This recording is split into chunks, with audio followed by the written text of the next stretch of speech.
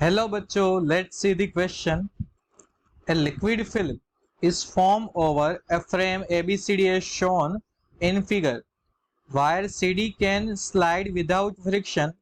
Maximum value of mass that can be hung from CD without breaking the liquid film is. बच्चों हमें question में क्या दिया गया है कि हमारे पास एक लिक्विड फिल्म है ABCD. आप देख सकते हो ABCD, ये आपके पास फिल्म है बच्चों. अब क्या बताया गया है कि ये जो CD है बच्चों, CD वायर, ये यहाँ पर स्लाइड करता है विदाउट फ्रिक्शन. अगर हम यहाँ पर किसी मास को यहाँ पर मास लगा देते हैं बच्चों, यहाँ पर लिखा है हमने कि मैक्सिमम वैल्यू ऑफ मास कितना लगा सकते हैं कि ये लिक्विड का ब्रेक न करे. क्लियर बच्चों, CD पर कितना मास लगाएंगे? तो सबसे पहली चीज बच्चों, इसमें कौन सा की कॉन्सेप्ट यूज होगा?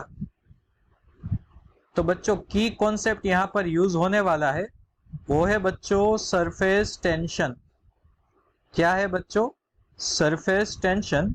Surface tension T is equal to force per unit length result 1.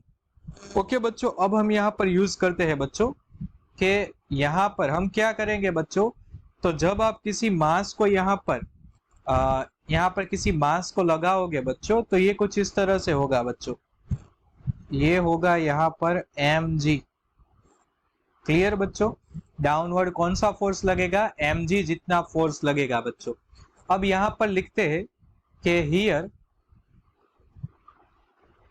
To free surface, इसको टू फ्री सरफेस है बच्चों, तो हम लिख सकते हैं कि T is equal to F by 2L, then F is equal to T into 2L. Result number 2. Clear बच्चों? आपको ये पता होना चाहिए कि जितनी फ्री सरफेस है तो फोर्स बाई 2L आएगा, 3 होगी तो F बाई 3L आएगा बच्चों. सो ये हमारा रिजल्ट नंबर 2. और आपको पता है बच्चों के फोर्स का वेट जो कितना लगता है, mg लगता है बच्चों. Now from result 2 and